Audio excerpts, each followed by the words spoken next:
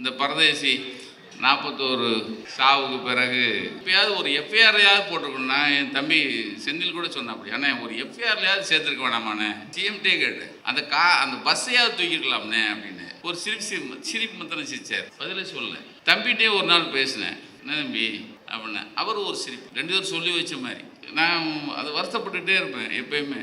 ஆனால் ஏன் இவங்க சிரிச்சாங்க அப்படிங்கிறதுக்கு ஒரு பெரிய அர்த்தம் வந்து எப்பன்னா, இப்போ இந்த வெல்லும் தமிழ் பெண்கள்னு தம்பி கூட சொன்னார். அந்த நாளைக்கு கூட சன் டிவியில்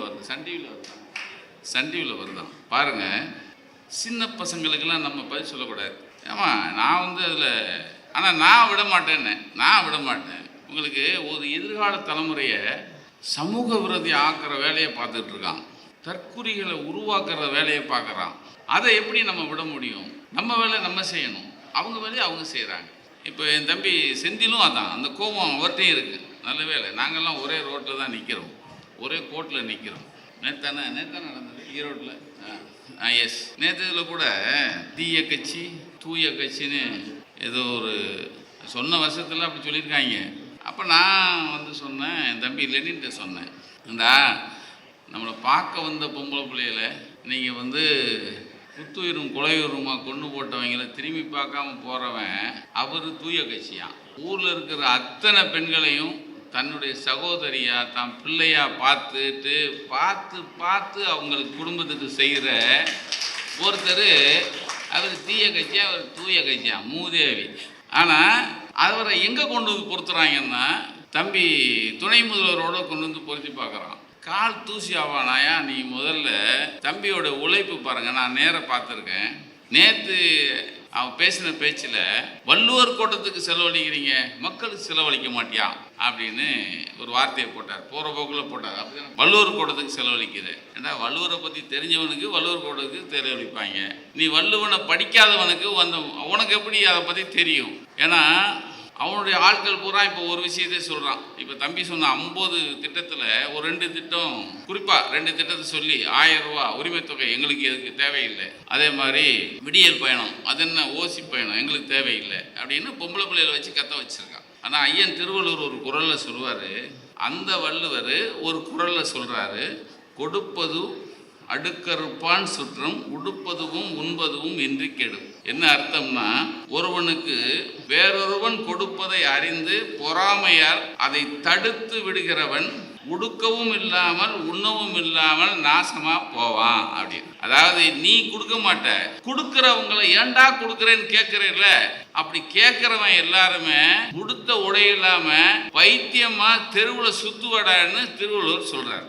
யாருக்கு கொடுக்குறாங்க, யார் அதை பயன்படுத்துகிறாங்க அப்படிங்கிற கொஞ்சம் அறிவு கூட இல்லாமல் ஒருத்தன் இந்த விடலை பசங்களை வச்சு இந்த தற்குறியில் வச்சு பேச வைக்கிறார். அதுக்கு ஐயன் திருவள்ளுவர் அவருடைய பாணியில் ஒரு குறள் சொல்லியிருக்காரு.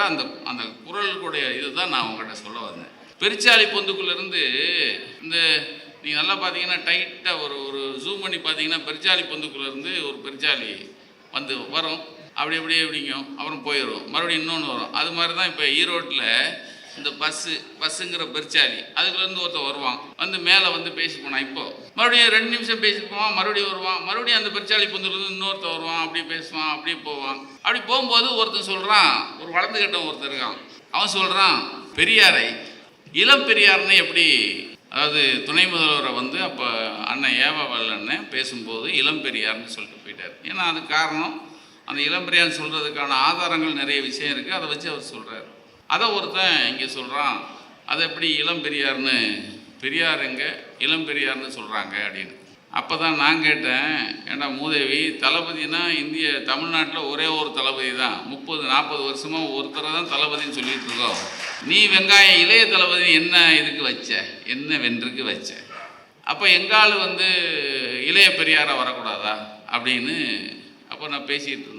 பாண்டிச்சேரியில் நம்மளால் போய் பேசுகிறார், அது ஒரு நல்லா சொல்லியிருந்தார். பாண்டிச்சேரியில் போய், அதாவது புதுச்சேரியை ஒன்றிய அரசு எதுவுமே கண்டுக்கலையா, எந்த வளர்ச்சி ஏற்படவும் துணை நிற்கவே இல்லைன்னு கேள்விப்பட்டோம் அப்படின்னா போயிட்டே இருக்காரு. புதுச்சேரியில் ஆளுங்கட்சியையும் ஒன்றிய அரசையும் சேர்த்து பேசிக்கிட்டே இருக்காரு. அப்போ கடைசியாக புதுச்சேரி மக்களுக்கு ஒன்று சொல்கிறேன், அப்படின்னு சொல்லி முடிக்கிறார். முடிக்கும்போது இந்த திமுகவை நம்பாதீங்க, எங்க புதுச்சேரியில் போய் இந்த திமுகவை நம்ப, அங்கே ஆண்டுகிற அரசு காங்கிரஸ்,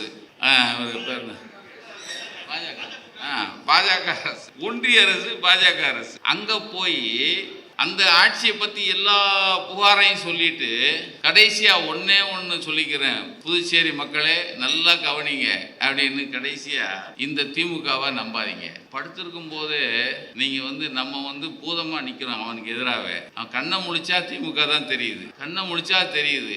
ஏன் அப்படின்னா உழைக்கணுயா தம்பி, வீட்டுக்குள்ளே சமைஞ்ச மாதிரி உட்காந்துருக்கிறது இல்லை.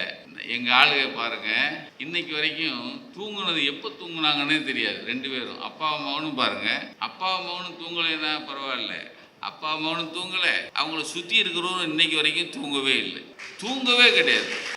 எனக்கு முன்னால் பேசி அமர்ந்திருக்கும் எனது அருமை தம்பி செந்தில்வேல், நல்ல நான் உண்மையிலே ரொம்ப அண்ணே பிரியாணி அடுத்த வாட்டிண்ணே ரொம்ப நிறைய விஷயங்களை சொன்னார். ரொம்ப ரொம்ப ரசித்தோம் நானும் அமைச்சரும்.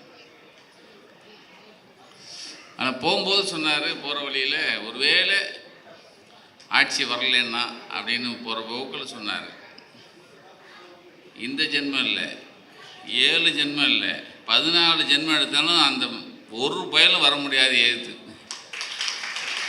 ஏன்னா இந்த திட்டங்கள் சொன்னாங்க, இந்த திட்டம் 50 திட்டம் சார். ஒரே ஒரு அதில் இப்போ ஒரு எண்ணுயிர் காப்போம் நம்மை காப்போம் 48 அந்த திட்டத்தில் இதுவரைக்கும் பயனடைஞ்சவங்க 3 லட்சம் பேர். எது விபத்தில் இருந்து காப்பாங்க. இதெல்லாம் சத்தம் இல்லாமல் நடக்கிற ஒரு விஷயம் சார். இது 50ல் 1 சொன்னீங்களா சார்? அதான். அதை விட முக்கியம், அந்த விபத்து நேர்ந்தப்ப கொண்டு போய் பக்கத்து மருத்துவமனையில் சேர்த்தார்ல, அவருக்கு 5000 ரூபா சார். இந்தியாவில் எவனும் இதை இந்த உயரத்தை தொட்டிருக்க முடியாது. இந்த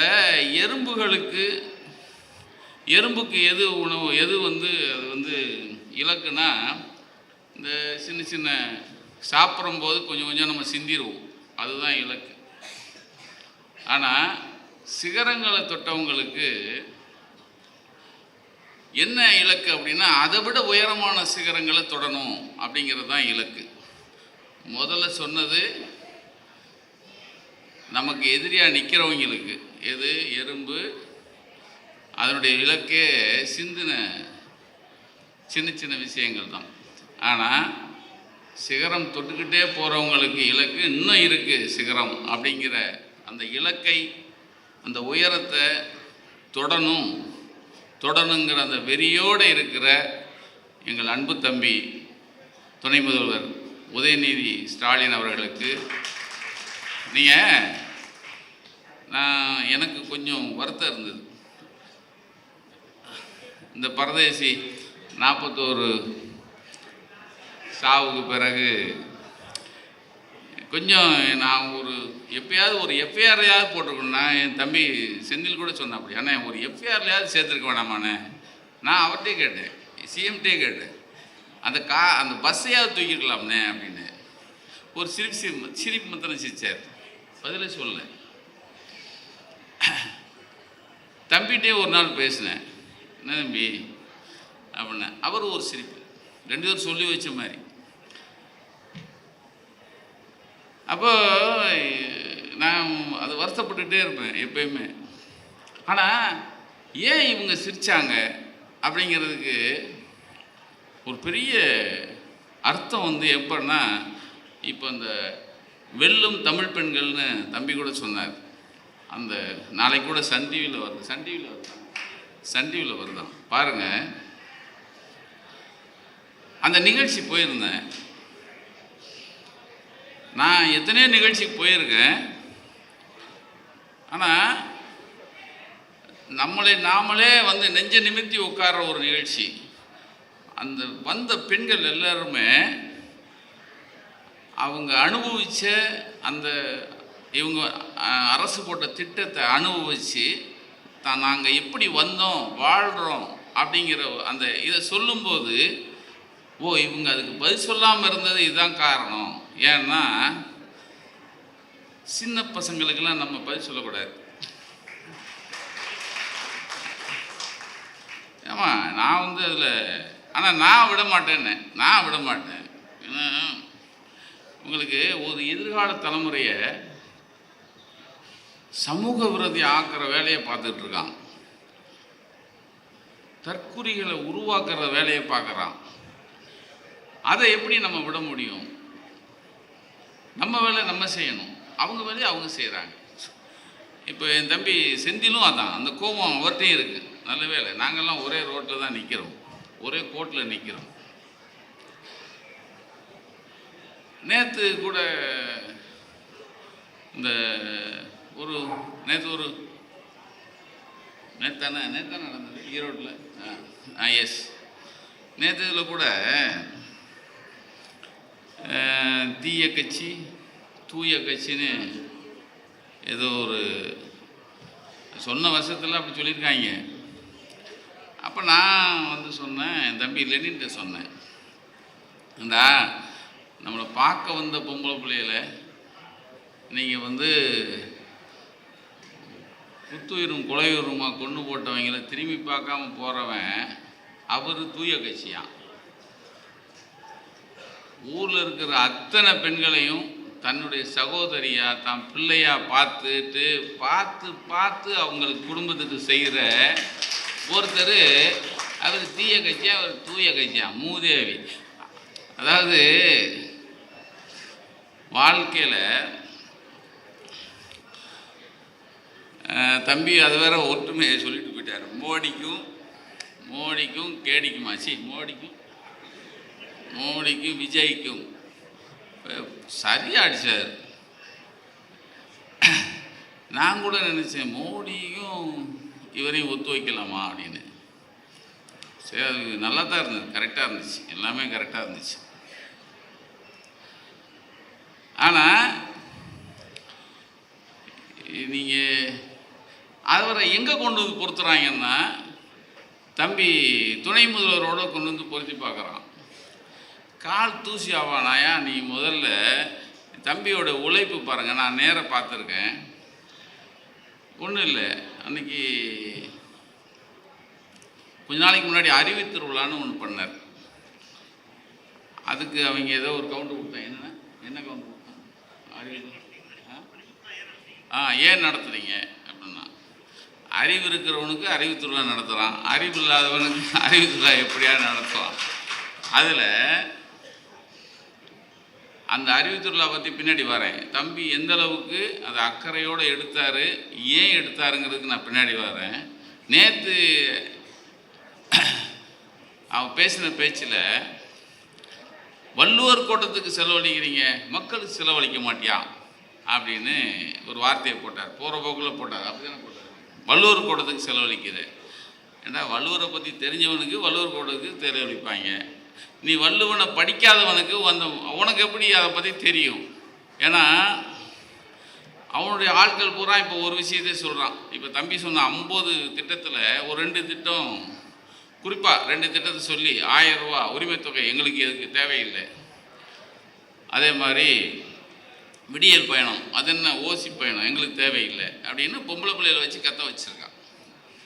ஆனால் ஐயன் திருவள்ளுவர் ஒரு குறளில் சொல்லுவார், கொடுப்பது அடுக்கறுப்பான் சுற்றம், உடுப்பதுவும் உண்பதுவும் இன்றி கெடும். இது எந்த வள்ளுவரை ஏன் செலவழிச்சேன்னு கேட்குறான்ல, அந்த வள்ளுவர் ஒரு குறளில் சொல்கிறாரு, கொடுப்பது அடுக்கறுப்பான் சுற்றம், உடுப்பதுவும் உண்பதுவும் இன்றி கெடும்.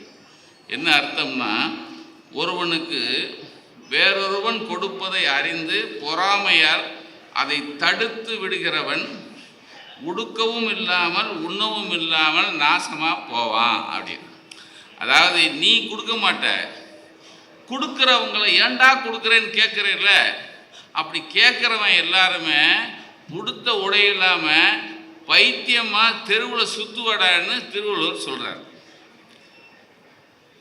யாருக்கு கொடுக்குறாங்க, யார் அதை பயன்படுத்துகிறாங்க அப்படிங்கிற கொஞ்சம் அறிவு கூட இல்லாமல் ஒருத்தன் இந்த விடலை பசங்களை வச்சு இந்த தற்குறியில் வச்சு பேச வைக்கிறார். அதுக்கு ஐயன் திருவள்ளுவர் அவருடைய பாணியில் ஒரு குறள் சொல்லியிருக்காரு. அந்த குறளுடைய இதுதான் நான் உங்கள்கிட்ட சொல்ல வந்தேன். அதை விட முக்கியம், அன்றைக்கி அந்த விழாவில், அந்த தமிழ் பெண் வெல்லும் தமிழ் பெண்கள் விழாவில் ஒரு சரண்யான்னு ஒரு பாப்பா இல்லை, அது திருமணமானவங்க. அந்த பொண்ணு சொல்லிச்சு, நான் வீட்டுக்குள்ளேயே இருந்தேன், என்னை வெளியவே விட மாட்டாங்க, ஆனால் அரசு கொண்டு வந்த திட்டத்தினால நான் அதன் மூலமாக வெளியே வரேன். வெளியே நான் இன்னைக்கு ஜெயிச்சிட்டேன், வாழ்க்கையில் ஜெயிச்சிட்டேன்.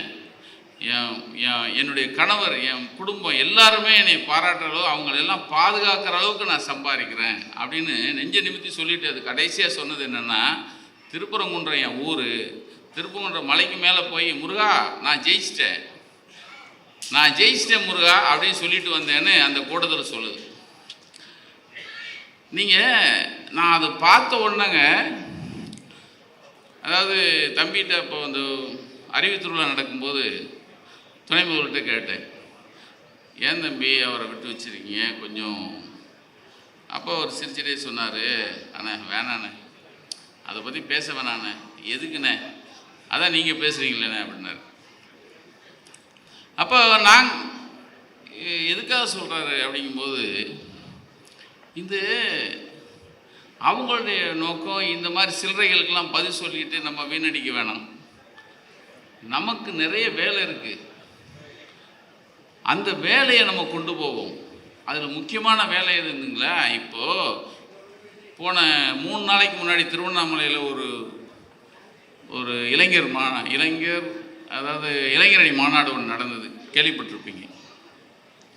அந்த இளைஞரணி மாநாடு, அதை பற்றி நான் கேள்விப்பட்டப்போ, தமிழ்நாட்டில் கிட்டத்தட்ட இளைஞரணியில் 4.5 லட்சம் நிர்வாகிகளை தேர்ந்தெடுக்கிறாங்க. 4.5 லட்சம் நிர்வாகிகளையும் நேர பார்த்து தேர்ந்தெடுத்தது தம்பி உதயநிதி.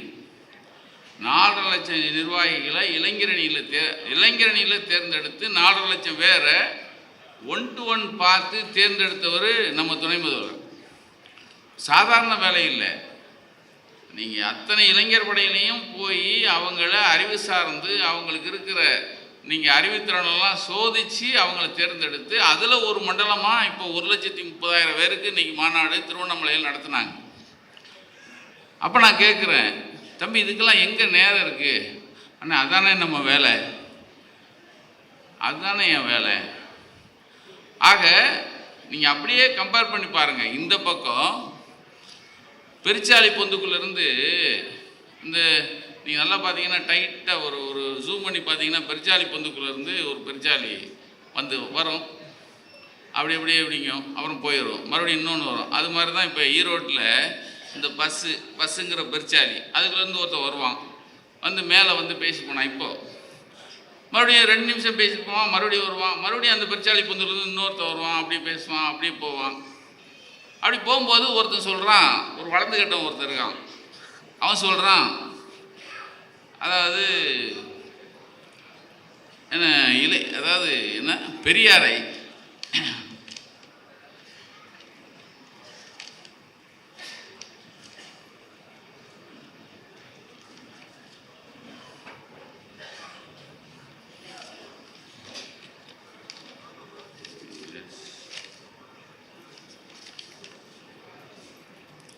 இளம் பெரியார்னு எப்படி, அதாவது துணை முதல்வரை அப்போ அண்ணன் ஏவாவல் அண்ணன் பேசும்போது இளம் பெரியார்னு சொல்லிட்டு போயிட்டார். ஏன்னா அது காரணம், அந்த இளம் பெரியார்னு சொல்கிறதுக்கான ஆதாரங்கள் நிறைய விஷயம் இருக்குது, அதை வச்சு அவர் சொல்கிறார். அதை ஒருத்தன் இங்கே சொல்கிறான், அதை எப்படி இளம் பெரியார்னு, பெரியார் எங்கே இளம் பெரியார்னு சொல்கிறாங்க அப்படின்னு. அப்போ தான் நான் கேட்டேன், ஏன்னா மூதேவி, தளபதினா தமிழ்நாட்டில் ஒரே ஒரு தளபதி தான், 30-40 வருஷமாக ஒருத்தரை தான் தளபதின்னு சொல்லிகிட்டு இருக்கோம். நீ வெங்காயம் இளைய தளபதி என்ன இதுக்கு வச்ச, என்ன வென்றுக்கு வச்ச? அப்போ எங்கால் வந்து இளைய பெரியாரை வரக்கூடாதா அப்படின்னு அப்போ நான் பேசிகிட்டு இருந்தோம். அப்போ பேசிகிட்டு இருக்கும்போது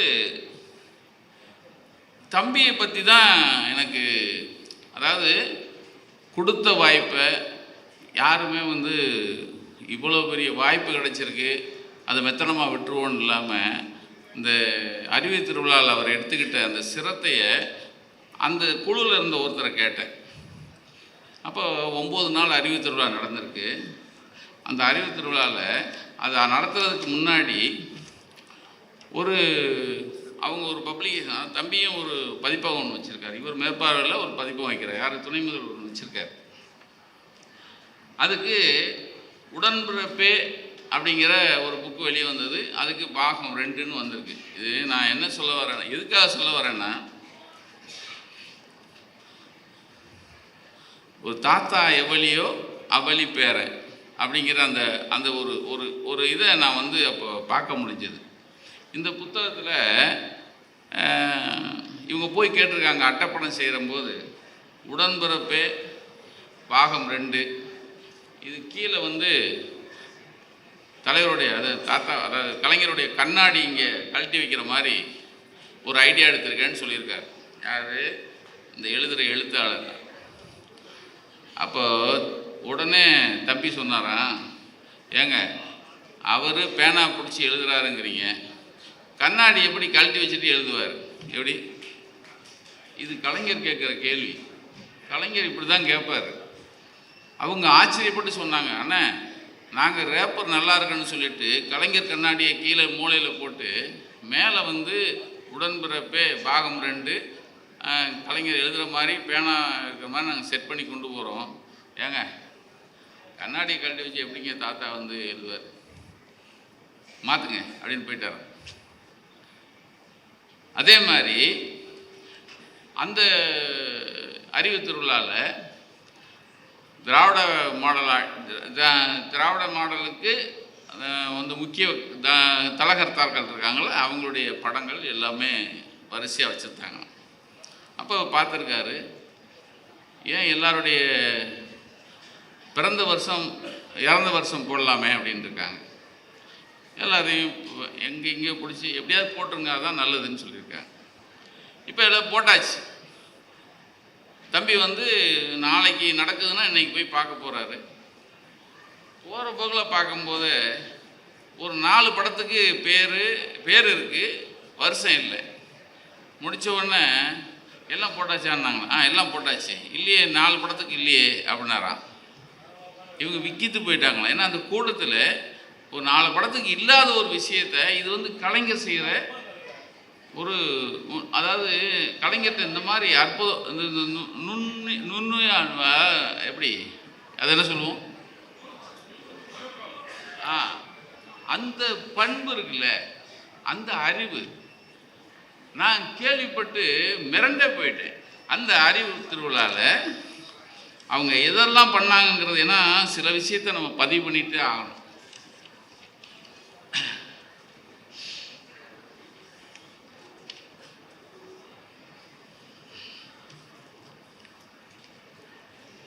அறிவு திருவிழா 9 நாள் நடத்தியிருக்காரு.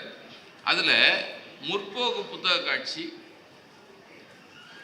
எல்லாரும் முற்போக்கு புத்தக காட்சி சொல்லி எங்கள் மாதிரி பத்திரிகை பதிப்பகங்களுக்கு 50 ஸ்டாலை போட்டு, அதில் முக்கியமான கண்டிஷன் என்ன போட்டாங்கன்னா, எது தம்பியே போட்டது, அதாவது திமுக புத்தகம் மாத்திரம் அங்கே வைக்கக்கூடாது, கம்யூனிஸ்ட் புத்தகம் இருக்கணும், அம்பேத்கர் பற்றிய புத்தகம் இருக்கணும், பெண்கள் உரிமை சம்பந்தமான புத்தகம் இருக்கணும், தமிழ் புலவர்கள் எழுதின புத்தகம் இருக்கணும், எல்லாத்தையும் விட தமிழுக்கு முக்கியத்துவம் கொடுக்குற எல்லா புத்தகங்களும் முன்வரிசையில் இருக்கணும் அப்படிங்கிறத ஆணையாக போட்டிருந்தார்.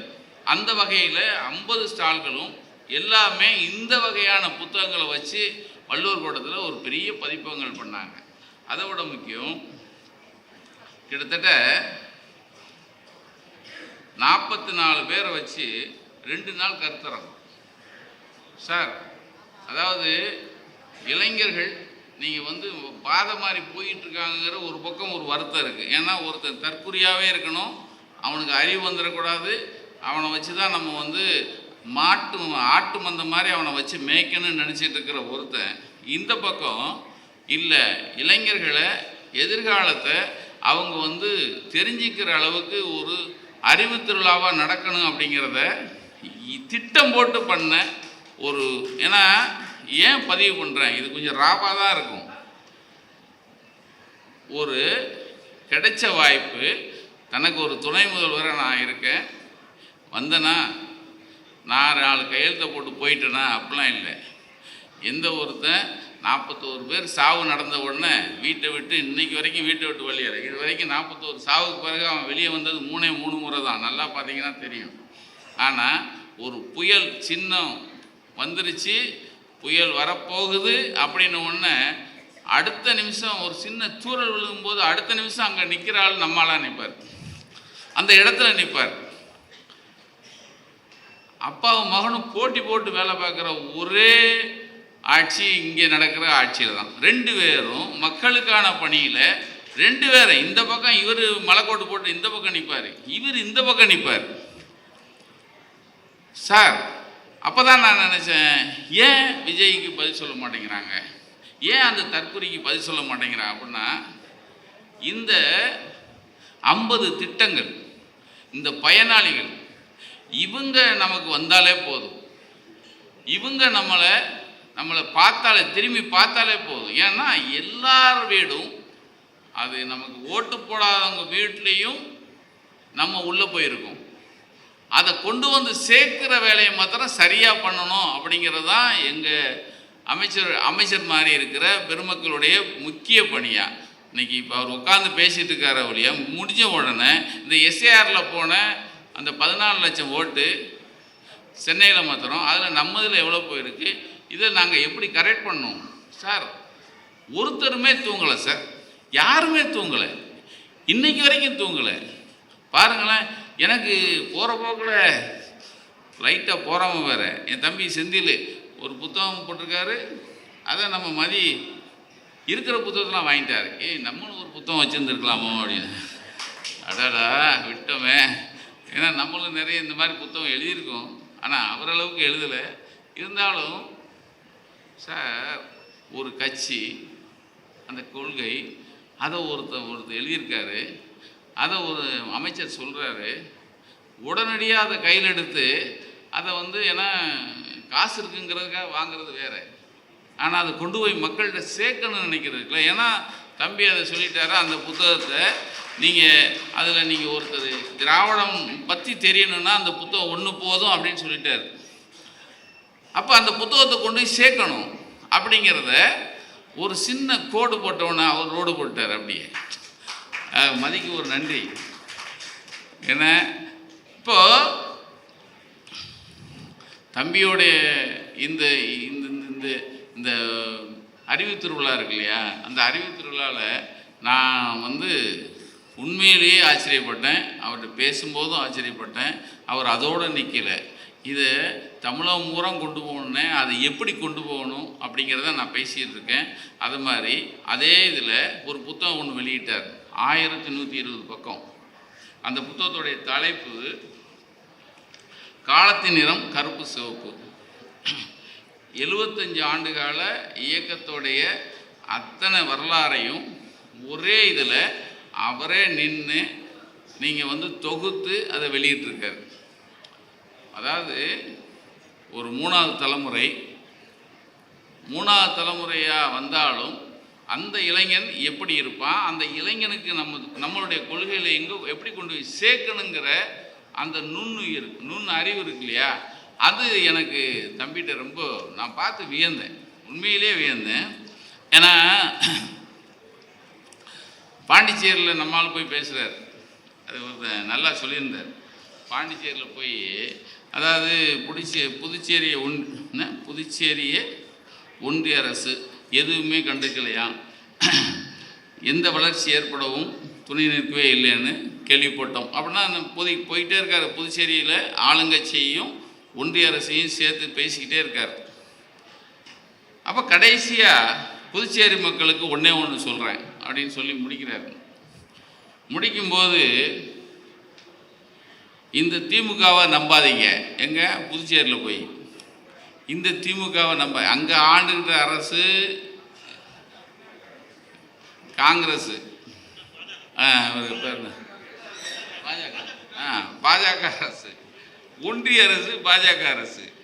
அங்கே போய் அந்த ஆட்சியை பற்றி எல்லா புகாரையும் சொல்லிட்டு கடைசியாக ஒன்றே ஒன்று சொல்லிக்கிறேன், புதுச்சேரி மக்களே நல்லா கவனிங்க அப்படின்னு கடைசியாக இந்த திமுகவை நம்பாதீங்க. படுத்திருக்கும் போதே நீங்கள் நம்ம பூதமாக நிற்கிறோம் அவனுக்கு எதிராகவே. அவன் கண்ணை முழிச்சா திமுக தான் தெரியுது, கண்ணை முழிச்சா தெரியுது. ஏன் அப்படின்னா, உழைக்கணுயா தம்பி, வீட்டுக்குள்ளே சமைஞ்ச மாதிரி உட்காந்துருக்கிறது இல்லை. எங்கள் ஆளுக பாருங்கள், இன்னைக்கு வரைக்கும் தூங்குனது எப்போ தூங்குனாங்கன்னே தெரியாது. 2 பேரும் அப்பா அம்மாவனும் பாருங்கள், அப்பா அம்மாவனும் தூங்கலைன்னா பரவாயில்ல, அப்பா அம்மாவனும் தூங்கலை, அவங்கள சுற்றி இருக்கிறவரும் இன்னைக்கு வரைக்கும் தூங்கவே இல்லை, தூங்கவே கிடையாது சார்.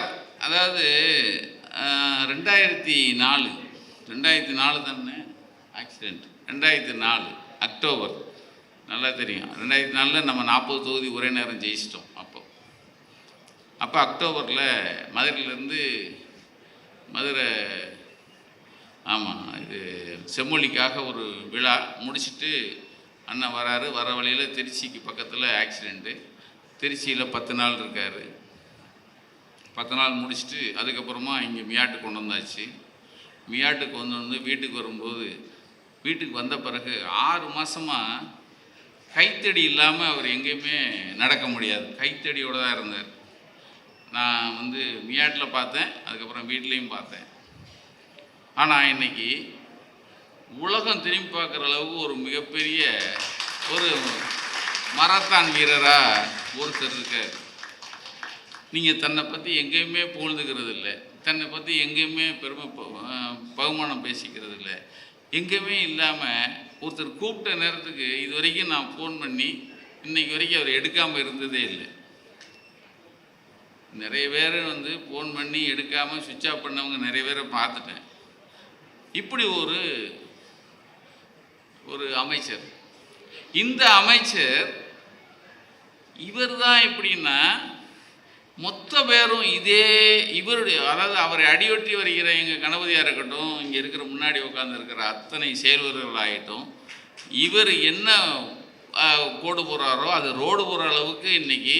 ஏன்னா தம்பி பிறந்தநாள் போய் ரொம்ப நாள் ஆச்சா, 27, இன்னும் எத்தனை இருக்குது இது மாதிரி, இன்னும் இது மாதிரி எத்தனை கூட்டம் வச்சுருக்கேன்? அந்த 3 தான் இருக்கான்.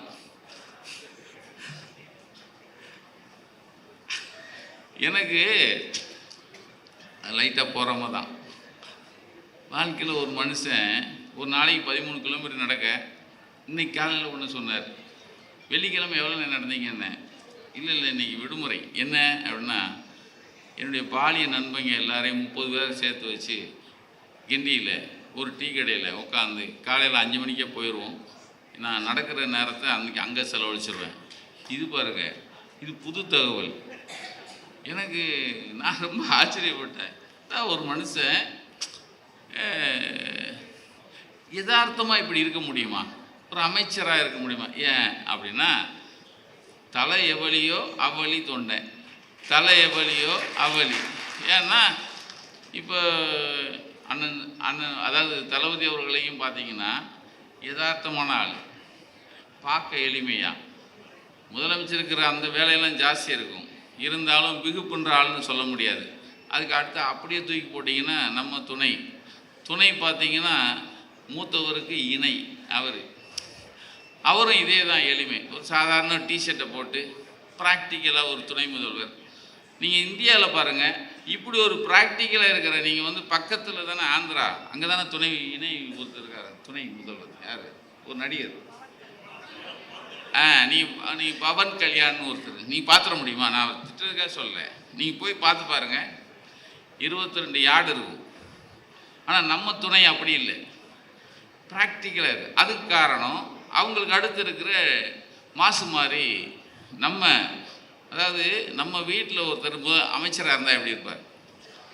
எனக்கு அவர் மேலே ரொம்ப பிரியமே தான். என்னால் உண்மையிலே இன்றைக்கி நடக்க முடியல, எனக்கு வர முடியல. 2 மேடையில் உட்காந்து நான் டீயே சாப்பிட்டதில்லை. எனக்கு தலைவலி, 3 காப்பி அடிச்சிட்டேன். என்ன இந்த லைட்டு வேறு நம்மளை கொல்லுது, இந்த குளிர் வேறு. என்னை வேறு பேசும்போது சொல்லிட்டாரு, இவர் முகத்தில் இருக்க மீசி அளவுக்கு ஈரம் ஜாஸ்தி. நான் பயந்தப்ப எனக்கு தானே தெரியும்.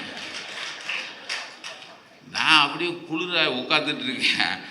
இவர் இளைய கமன் வேறு, இவர் வேறு மீசியுடன் இருக்கிறார், ஈரமாக இருக்கிறார். எங்கே வீரம் நாங்கள் பார்க்க, நாங்கள் பயந்தப்ப எங்களுக்கு தானே தெரியும் அப்படின்னு சொல்லிட்டு எனக்கு அதாவது பினராயி விஜயன் கடைசியாக முடிச்சிடுறேன்.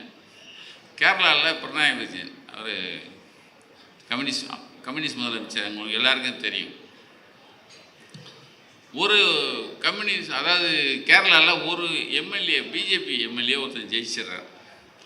ஜெயித்த உடனே அவர்கிட்ட பேட்டி கேட்குறாங்க.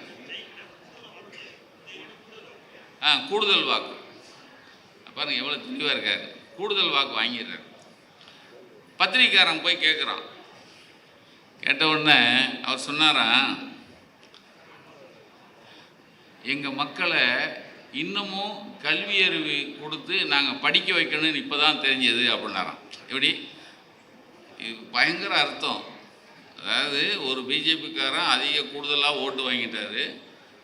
அதுக்கு பத்திரிக்காரன் கேட்குறான், எங்கள் மக்களுக்கு கல்வி அறிவு இன்னும் வேணும், நாங்கள் அதை அதிகப்படுத்துறதுக்கான வேலையை பார்க்குறோம் அப்படின்ட்டார். அப்படின்னு சொன்னாராம். இங்கே கல்வி அறிவு அதிகமாக இருக்கிற மாநிலமே நம்ம மாநிலம்தான். அதனால தான் சொல்கிறேன், இந்த ஜென்மம் இல்லை, அடுத்த ஜென்மம் இல்லை, 8 ஜென்மம் இருந்தாலும் நீங்கள் பிஜேபி இல்லை, ஆர்எஸ்எஸ்ல அவங்க அப்போ இருந்தாலும் இங்கே உள்ளே கால் பதிக்க முடியாதுங்கிறது தான் இந்த நேரத்தில் சொல்லி இந்த வாய்ப்புக்கு நன்றி கூறி விடைபெறுகிறேன். நன்றி வணக்கம்.